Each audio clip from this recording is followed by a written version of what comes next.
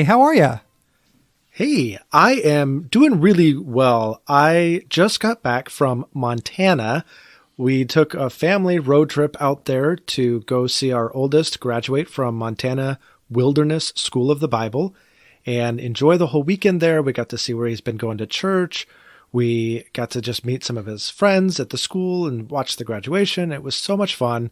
And then we hightailed it all the way back to Oregon. And I just got back like about an hour ago. So I'm personally just thankful to be out of the car.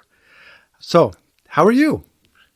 That's awesome. I am doing pretty well. I have to say, I don't know if anybody else will remember this, but in the first Hunt for Red October movie that got recorded when we were like in high school, one of the characters that was defecting from the USSR to the United States wanted to live, I believe, in Montana because he envisioned it as this like wild nature, beautiful place. And it is almost a magical place in my head because of that moment in Hunt for Red October. So whenever you have talked about that place where your son went to school, that is what has gone through my head every time for the last year. And I don't think I've ever mentioned it. That is so funny. Well, I don't remember that scene particularly, but if it is an accurate representation, they're not wrong. Montana is stunningly beautiful and very wildernessy and just amazing. The only thing you have to be okay with wind, lots of snow, and driving for hours upon hours upon hours because literally nothing is near anything else. It's just so spread apart. I am adequately dissuaded. Thank you. I would prefer my nature in small pieces, small drivable pieces. Okay. All right. Well, then, just stay there in Missouri. I didn't want to change the Josh from Montana anyway.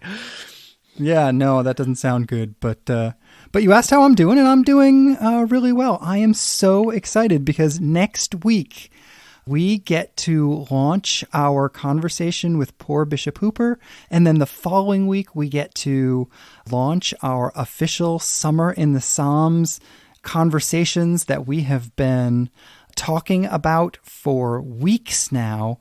And I am really, really hoping that a bunch of folks who are listening go to our social media, look at the reading schedule, start to read with us, and then start to discuss what they're reading with us as we talk about the Psalms, either in our thoughts or in the main topic for the conversation for that particular week or whatever.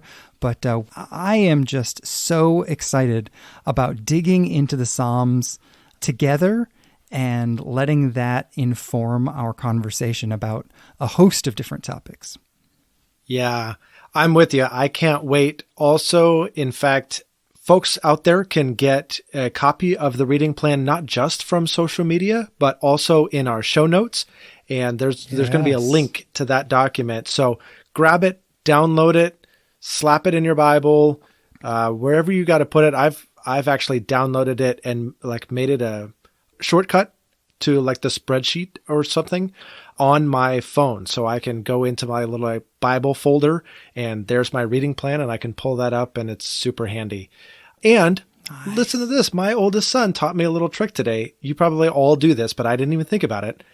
He said, if you're going to use your Bible app to sit down and have a quiet time or follow along with the sermon or whatever, pro tip, turn on airplane mode so you don't get distracted by all the other notifications. That was awesome. That's a great point.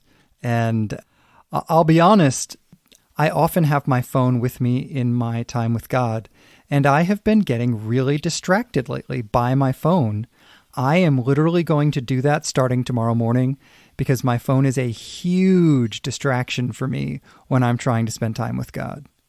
Yeah, me too. And I don't know why I never thought to turn on airplane mode, but hey, thanks to my son. That's a great idea. Go him. Yes, indeed. So with the Psalms coming up soon, I'm so excited along with you. But what did you call about today? Well, I hope I can get this idea across because it's sort of a vague idea, but it's one that I have thought a lot about lately, and it comes up frequently. Whenever I'm reading anything by Eugene Peterson, I feel like this is a topic he speaks about or assumes in his conversations, and it is the idea of our faith, our Christianity, being formed and influenced by our specific place and time. That is to say, the unique expression of what it means to be a follower of Jesus in Springfield, Missouri, is distinct and unique from what it means to be a follower of Jesus in Madagascar in the 1950s. Or whatever. Sure. And I am continually taken by this topic because as Christians, we so often, and perhaps this is a unique North American expression of Christianity, but we are so taken by the universals. This is what it means to be a Christian. Let's figure out what it has to mean. What are the 3 to 5 things every believer has to say, think, do, feel, believe in order to really be a good Christian? We focus far more, I think, on the universals than we do on the particular expression, the unique expression, and yet I find the unique expression of faith in a given place, in a given time, to really be something that, building on our conversation from last week about beauty, I think adds to the beauty of the global expression of Christian faith, that it has particularities to it. Does any of that ring true or make sense to you as you hear it? Yeah, it does. And I think about this a lot. And I think there's aspects of this that really excite me. And there's aspects of this that really, really scare me. And I want to start with that second category for a moment, because I think the big theological word for what scares me is syncretism. And what I'm afraid that this conversation can lead to, doesn't necessarily have to, but can lead to, is approving the enmeshment of the Christian faith with cultural or other theological reflections from the culture, and just saying, it's fine. We'll just merge all this together, and that's just as Christian as anything else. And yeah, absolutely. So I do think that, as you started with saying, there are universals. I do think there are distinctives about Christianity that are true in every single culture and in every single expression. I assume you're not saying, let's give up those. Absolutely. You're totally right. I remember going on a mission trip to somewhere in Central America some years ago and seeing this gorgeous church cathedral that was painted with a host of the stories of the Bible, but interspersed with those stories of the Bible were very clear images of like ancestor worship and a number of native practices that the church in this particular area had intentionally incorporated into itself in order to make space for it to have a voice in the cultural context. And neither then nor now do I think of that as a great decision, right? Like that's going too far. There have to be essentials, foundational things we all agree on. Though I think that we better be very careful since, for example, when I look at the various starter sermons, the various evangelistic sermons in the book of Acts, frequently they are not the same content over and over and over again. They are very different content based on place and local culture. Yeah, I think one of the easiest ways to see this is standing in our present moment and looking at generations gone by. And I think particularly just because it's such a distinct iteration of Christianity, we could look to the Puritan movement, of which Jonathan Edwards is rather emblematic. And the kind of Calvinist, you could describe this better than I can, but kind of the Calvinist Northeastern Massachusetts sort of expression of the faith. How would you describe that? So I would say socially, they were operating in a context in which they fully overlapped their spiritual worldview and their social worldview. So being part of the culture meant being part of the church.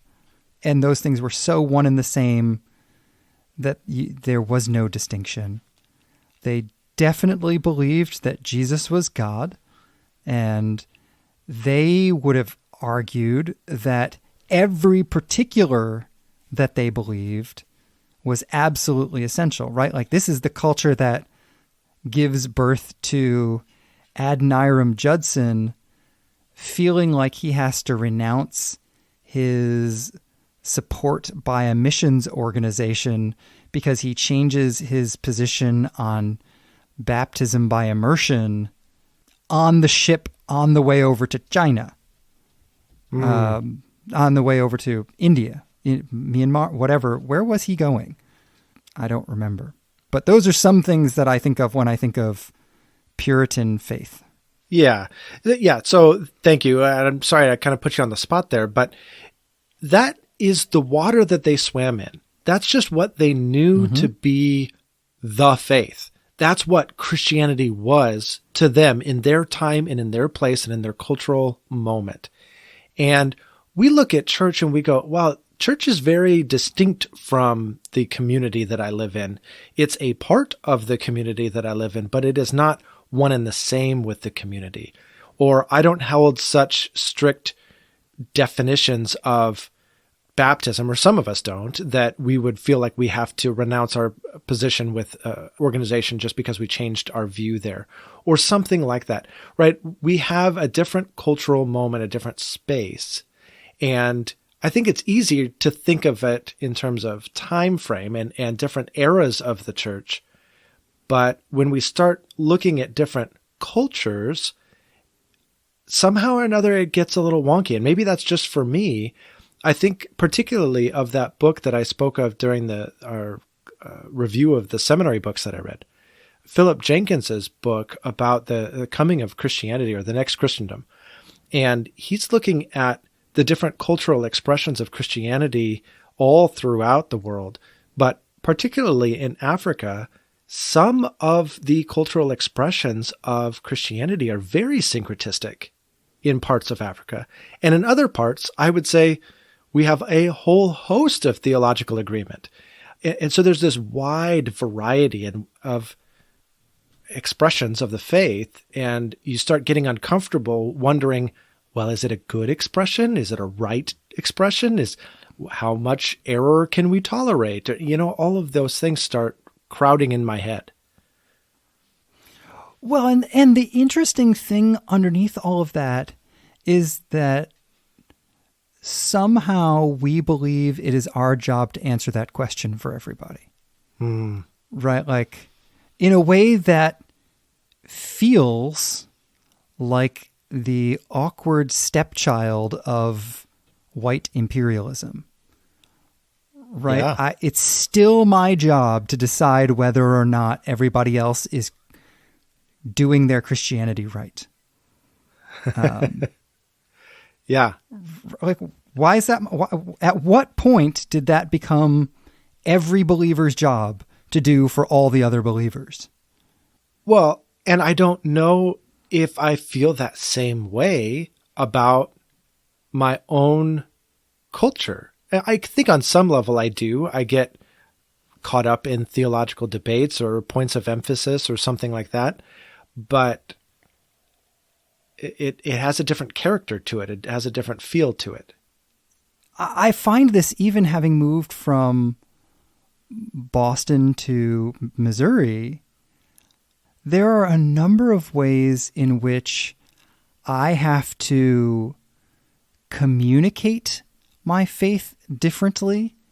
Because if I said the same thing here I said there, it wouldn't be understood the same way. For example, and I think this comes from a sense of reservedness or intellectual care or something that comes from the Boston culture, but in the Boston church circles in which I was a part, they were passionately Pentecostal, but if you were to explain your motivations for making a particular choice, you would functionally take responsibility for that choice by saying, I decided to blah, blah, whatever. And there would be an understanding that God was a significant part of that decision-making process, but there is a reserve to expressing one's relationship with God that makes it feel too showy to say, God told me to blah, blah, blah, or God wants me to blah, blah, blah. And here I find myself often having to translate out of that reserve in order to make it clear that a spiritual decision has been reached and that it is clear to me that God was involved in it. And I have to use language that I am personally uncomfortable with. I don't like saying God led me to whatever. That's not a native way for me to process my own relationship with God or to express it. But if I don't say that here, it sounds like I made the decision without involving God, which is not the case. Does that make sense? It totally does. And I'm with you. And I wonder if that's unique to us as individuals or to the coast life, like East Coast, West Coast kind of ideas. Because I similarly feel uncomfortable with that. I think in the same way that there's an assumption being made when you leave that out, right? When you leave that out, there's an assumption that, oh, therefore you didn't involve God. I think by including it, I have made the assumption and stated it for others that I know the mind of God, that I am certain I have heard rightly, that nobody can now question it. Nobody can now tell me otherwise or give me other advice. I have spoken the words of God, and that feels to me in my ears presumptuous based on my cultural context and the assumptions that are involved in how I use language. Yeah, exactly. And I resonate quite a bit with where you would be at on this, as did everybody in the church circles I was a part of where I used to live. You know, and I think what's fascinating to me is there are people on both sides of that particular conversation, as there could be on a number of different conversations where they would say, this is the right way to say it. That way to say it is wrong. You shouldn't say it that way. I've certainly heard folks from Boston say that about the Midwestern approach, and I would imagine vice versa is also true. But is it okay on a level like that for us to say there are a host of right options and one of them resonates in one cultural context and another one resonates in another cultural context? That's so good. And I like your statement that there's a host of right options. I have to be really careful not to apply my sense of right because of my cultural lens and apply that onto somebody else. And that is really, really hard to do because we've used the word a couple of times now. These are assumptions. And so therefore they're unconscious. They just sit in the back of our minds. We just assume this is how everybody thinks. This is how everybody experiences the world. So therefore it's right for me and it's right for everybody else. And until that assumption gets challenged in some way, we often don't even have a moment to realize that we were even thinking that way. Absolutely. And this can have far more complex issues associated with it, I think, than just simple ones like I brought up. You know, you and I have talked a number of times about one particular issue that we live out very differently, but in a way that is mutually respectful, but that not everyone who thinks about this particular issue is willing to respect people on different sides of the issue. And that's the issue of drinking, particularly drinking alcohol, not drinking water or things. Generally speaking, right. We as Christians all stand against the drinking of water. Of course. But, yeah, that's why Jesus turned it into wine. Yeah, exactly, because water is evil. But, you know, I operate in a cultural context in which I have committed my life to working amidst people whose lives have been deeply scarred by an unhealthy relationship with alcohol. And therefore, I am personally committed to not drinking out of solidarity with those amongst whom I worship and serve. You are in a very different cultural context from that. Yeah, this has been something that has been fascinating over the years with our friendship. Most of the time, we're on opposite sides of the country and can, you know, interact in our own cultural spaces in a way that makes sense to us. And so here in my part of the country, there's not that stigma typically attached to the use of alcohol. It's not as though there are some out here who would say that Christians shouldn't drink. But by and large, the circles that I run in don't have that expectation. And certainly non-believers don't have that expectations of Christians. And so it's kind of like getting a coffee with somebody. It's a way of connection. And it's a way of meeting with people. And it's not necessarily binge drinking. It's just, hey, let's go have a beer after work or whatever. And so it's a space to connect with people. And I value it for that reason. But I understand that's very different in your context. And when I join you in your context, I get to leave that part of me behind because it's just not appropriate in the spaces that you run in. Yeah, exactly. And frankly, I have come to respect your stance on this, ironically, far more because of your willingness to hold your stance on this lightly. I have brought up before, though not necessarily on the podcast, the moment when we went to Fenway Park together. You are a massive baseball fan, and having a beer at the game in the Fenway Park was a real thing for you.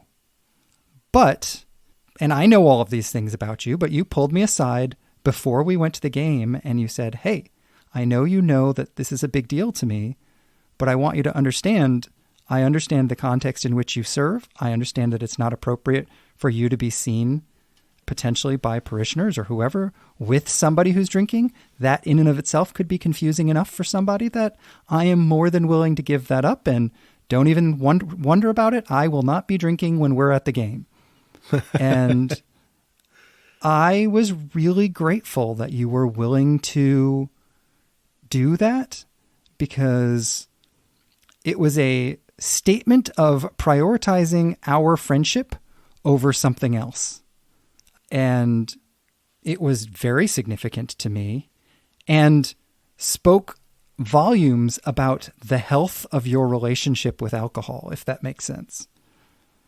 Yeah, I suppose that it does. It's funny that it stands out to you as something so significant. That moment was far more about baseball than it was about alcohol. There's something I enjoy about having a beer while I watch a baseball game. So it was part of how I watch baseball, much more than it was about like the beer itself. Like I really just don't care it's funny because I will buy like a 6-pack of beer to hang out with my friends when they come over, and we will drink 1 or 2, and I'll have like 3 or 4 left, and they will sit in my fridge for like 4 months waiting for like the next event where like people come over, and I'm like, hey, would you like to have a beer? It's much more about the event and the connection than it is about the alcohol. And so it just doesn't even register for me as like a quote unquote sacrifice, except for the fact that like that's part of how I like to watch baseball, but whatever. I wanted to watch baseball with you, and that was more important. So, yeah. Well, and my point here, and for my own peers and parishioners who are either in the movement that I'm in or who have been at churches that I'm a part of, let me be clear.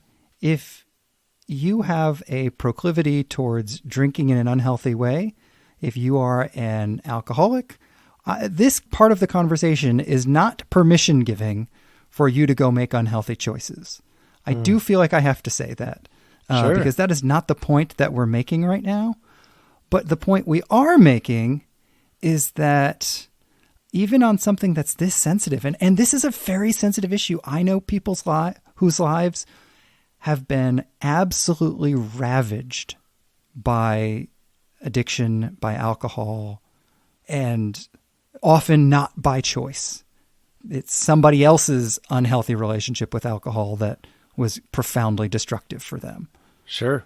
And all of that said, on some level, I think this is a good example of something that can be treated like it's a universal. Everybody ought to think the way that I think about this, rather than letting it be a particular. This is part of how the people I am a part of express their faith in God. Whether that people may be a local group, that is to say my local church, or I am part of a denomination that takes a formal stand on this, and I'm delighted to be a part of that movement. I love being part of that movement and being part of that community. I know folks who are in that fellowship with me who sign the agreements and paperwork and whatever, and then they just say, well, that doesn't matter, so I'm going to do whatever I want. Again, not what I'm talking about here. That can be my cultural context, and if it is, and I choose to be in that community, then I'm going to honor the commitments that are a part of that. But nevertheless, I think there's something particular here rather than universal. I completely agree. And I want to say, just continuing with this topic in particular as a lens through which to understand this, I have grown to appreciate your perspective on this as well. You have impacted the way that I represent my use of alcohol. I very intentionally choose who I'm going to go have a drink with. If there's any suspicion that they are struggling with their use of alcohol, I don't want to make that worse by inviting them to go do so. So I'm very, very choosy on who I consume alcohol with. And then beyond that, you've encouraged me, and I've done this. I have not posted any pictures for years of me with alcohol because that could be misunderstood. It could be seen as permission by those who struggle. And so there is, again, with the universal, right? This is a particular, and it's not necessarily a universal, but we do need to be mindful of the other expressions and how we can coexist helpfully together. Absolutely. Well, and this is exactly what I think when I think of this issue of my faith being formed by a specific time and a specific place.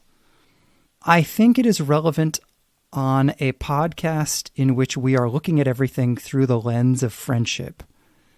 Because ultimately what I think I find to be important is to have deep, safe, healthy, trusting relationships with people who are in different places, different contexts, who maybe are seeing things from a different point of view than I am, because that is ultimately what allows me to distinguish between the universals and the particulars. Oh, that is a really good point. You're right. If we always swim in the same sea and never interact with anybody else who thinks differently, behaves differently, or whatever, we never have our assumptions challenged, and we never get those aha moments to realize, oh, that's how I'm culturally wired, but not necessarily required to operate that way by the gospel. Yeah, exactly. Which is, I think, you mentioned the Puritans, and I would call the majority of the Puritans, as much as I am deeply influenced by them, I would consider them all to be largely exceptionally narrow-minded. And I think they were free to be narrow-minded because their cultural context was monolithic. Everybody thought, felt, and acted exactly the same way. They didn't have the opportunity to be challenged by people coming from a different cultural context, even minorly. And to say you and I are coming from different contexts is almost ironic, because sure, we are very similar and therefore desperately need to be seeking voices that are very different from us. However, it makes the point on this particular issue, because it happens to be one in which our contexts differ, that there is value in perspectives that see things differently in helping us to distinguish between the universal and the particular. Yeah. I completely agree. And it's as I've started to listen to some of those other voices, people that think and operate differently than me, I've really been challenged with my own assumptions and to take stock of like, okay, where is my starting point? I've seen some of my professors do this both in class and in some of their writings as they lay out in kind of their introduction, these are my assumptions. I am an unashamedly evangelical. I believe that Jesus is the Messiah. I believe that the Bible is true. These are the starting point for entering this conversation for my perspective. And it's really, really important to acknowledge those. And if I sit down and I start listing all of my starting places and how they might not be the same as somebody else's starting place, I think that puts me in a helpful position to listen better. As well as, frankly, to think better about what I think. I am far more aware of what I actually think and believe if I see it in contrast to somebody else. Yeah. I have to say that's one of the things that I'm looking forward to with our Summer in the Psalms series. And I mean this genuinely and not just like as some really wicked awesome segue, but genuinely speaking, as I immerse myself in the biblical thought world, as expressed so beautifully in poetry through these 150 Psalms that we have, I want my own narrative to be challenged. I want to think like the biblical writers, not like a 21st century white, straight American Christian. I want those assumptions that I don't know that I have to be challenged by the biblical narrative and the biblical worldview. And obviously every part of Scripture has the power to do that. But there's something particular about the Psalms that are more evocative, more imaginative. Poetry and art just have a way of drawing some of that out in a way that, prose doesn't. And so I'm really looking forward to that. So I hope that the listeners will join us in that endeavor and will share some of the thoughts that they experience as they dive into the Psalms. Yeah, I can't wait. I totally agree. I mean, one of the profound values of the Bible, again, we focus so often on the divine inspiration and its value in us coming to Scripture. And I wholeheartedly believe that. But the fact that the Psalms are largely written by a Middle Eastern guy from 3,000 years ago, that is a very different context. Yeah. And I am very interested in letting that guy in his relationship with God challenge me and my assumptions about what is and isn't important and how I should and shouldn't respond and what it does and doesn't mean to be faithful and spiritually healthy and spiritually mature. Yeah, it's funny that you say spiritually mature, because sometimes I think the very plaintive cries to God, I wouldn't mark those as spiritually mature. They seem very distraught, and I don't know. It's interesting to wrap my head around, okay, even some wild cry of anguish or supplication or whatever is a spiritually mature response. I think I just need to sit with that. And that's why we're spending a summer in the Psalms. Yes, indeed. So for the listeners out there, once again, you can get the reading list on the show notes. You can get the reading list on our Facebook page, and you can follow us to share these thoughts. You can follow us on Instagram and on Facebook. Just look for On the Phone with Josh. Come join the conversation. We love hearing from you. We want to round out this experience by hearing from you. So we look forward to interacting with you online. Yeah, we absolutely do. But what else have you been thinking about? I have been thinking about this idea of time and place. What have you been thinking about? Yeah. So speaking of different cultural voices and getting my own assumptions challenged, I just finished a book by Sho Baraka called He Saw That It Was Good. Really, really good book, but challenging to my own assumptions in so many ways. But rather than give you a whole recap of that book, I just say it's worth reading. But one of these things that he really challenged me on, and I'm still trying to ponder this, he said, we shouldn't try to sanitize the darkness. And so if we are telling the ugly parts of our lives, or if we are telling the ugly parts of the sin that exists in the world, or the hatred that it takes place in the world, or whatever, we shouldn't try to sanitize that. Because it stands in such stark contrast to the hope and the redemption and the truth found in Jesus Christ. And part of his argument is, therefore, if in the telling, the most appropriate word or phrase to describe that darkness is offensive to some, it still has a valid place in the telling, because that offensiveness belongs in the story. And so if you're describing misogyny and the B word belongs in that story, maybe it shouldn't be edited out. Maybe we need to see the ugliness that is somebody being misogynistic. I don't know how I feel about that. I feel uncomfortable with it, but there is a part of me that just feels the truth of what he's saying. And that's because I work at 911 and I see some of the ugliness of the world.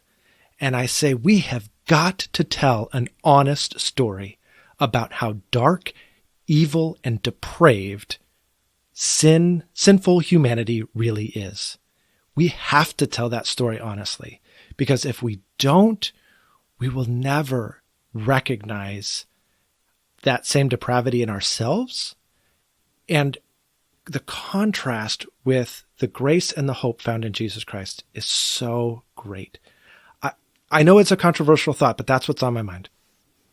No, I think that this is a really valid point, both in describing reality and exploring it as it really is, right? Reality is messed up and broken and a wreck sometimes. And to what degree do we minimize someone else's pain by sanitizing our description of the world? I think is one of the questions that's important to ask. Sure. And I appreciate the call that he's making. That is clearly consistent with what the Bible is doing, because the Bible has some gross, complicated, messy stories in it. Oh, my word. Yes. I don't know if I've said it on the podcast before, but one of the books in seminary that we studied pretty heavily was Ezekiel in one of my classes. And it is a filthy book. In fact, I think there's a segment of Judaism that wouldn't allow women to read Ezekiel because it was so lewd and descriptive. It does not hold back. And I tell you what, it's not going to preach well. I mean, a pastor could get fired just by reading the text. It's so bad. Oh, absolutely. I mean, can you imagine the children's Bible that includes the story in which the heroes of the story get an entire city to circumcise themselves so that they can then go in and slaughter them while they're recuperating? Yeah. That's a heck of a thing. It really is. I mean, can you imagine if that was some local church's approach to solving any problems ever? Oh my gosh, right? Yeah, the 24-hour news cycle would eat that up for a time. It would be, but right, like, just that's messy. Yes, messy. That's the right word. Sin and the way humanity treats one another is messy. And as ugly as it is, we need to tell that story honestly. Now, whether or not an individual chooses to include swear words or the like in that process, going with our conversation today, I might make the argument that that's a cultural or particular expression and a choice that somebody would need to make. Absolutely. And maybe those of us who would choose differently should find ourselves that more motivated to listen and understand what somebody else is trying to say. Good point. Good point. All right. Well, before we get kicked off our own podcast, what else have you been thinking about? I'll be honest, kind of jumping off this word messy, I have had a lot of thoughts this week, but pretty much all of them have been in the context of heavy, messy, or deeply personal conversations that I've had with folks that really there is no way for me to boil out the personal and the messy from those thoughts. And so if it's all right, I am going to pass on thoughts because I don't feel like this is the right context to share things that are that personal, not about myself necessarily, but about some of those conversation partners that I've had this week. Man, I respect the heck out of that decision. And it reminds me once again of the sensitive nature of what you do as a pastor, the importance of confidentiality in that work, and the way that those stories continue to resonate with you long after the conversation is done. And so thank you for choosing a better time and place to process those things. And, I'm super thrilled that somebody with your restraint is handling those conversations. Well, in the efforts of bad segues, you know what else would be really thrilling? All right, make it happen. You've already stepped in it. Let's go. I can't until you say what. What else would be thrilling? Oh, I'm on the edge of my seat. What? What else? It would also be thrilling if one of us had actually caught a foul ball at a Springfield Cardinals game without getting up from his seat. Which Josh do you think that was? Well, seeing as how I lived that story, that was actually me. I know the Springfield Cardinals are in your hometown, but they are. Yeah, we lived there once upon a time as well. And this story goes all the way back to when Shelley and I were dating. and she didn't really love baseball. And I'm like, okay, you have to just at least go to a game, because going to a game is way better than watching it on TV and all that stuff. You might actually enjoy it. So we went to a Springfield Cardinals game, and that stadium and pretty much all AAA ballparks, every seat is a great seat. So it's super engaging. Yes. Yeah. So it was awesome. We were sitting there, we're having a great time, and, we're on a date, and, impressing your date is never a bad thing. Right. And I got that amazing moment when somebody hit a foul ball and it careened off of the balcony, which kind of had a facing just above us. And so it hits off of that balcony and then lands on the ground right next to me. And all I did, I wasn't even watching where the foul ball went. I just suddenly it appeared. And I just reached out my hand and grabbed it after it bounced right next to me. And there it was. I had a foul ball in my hand, and it was awesome. There was a kid sitting nearby, and I just handed it to him. But it was like one of those once in a lifetime events, and you're just super happy it happened on a date. That's awesome. Yes. So you got cachet out of that. Oh yeah. Yeah. I'm sure to this day, it's the only reason she married me. She's like, well, he caught that foul ball. That's just flat amazing. So. Well, Shelley, if and when you listen to this episode, you can comment and let us know if that is true. Yeah. I'm looking forward to that. And I'm looking forward to recording another episode next week. Are we on for next week? That sounds great. I can't wait. I'll talk to you then. All right. Bye.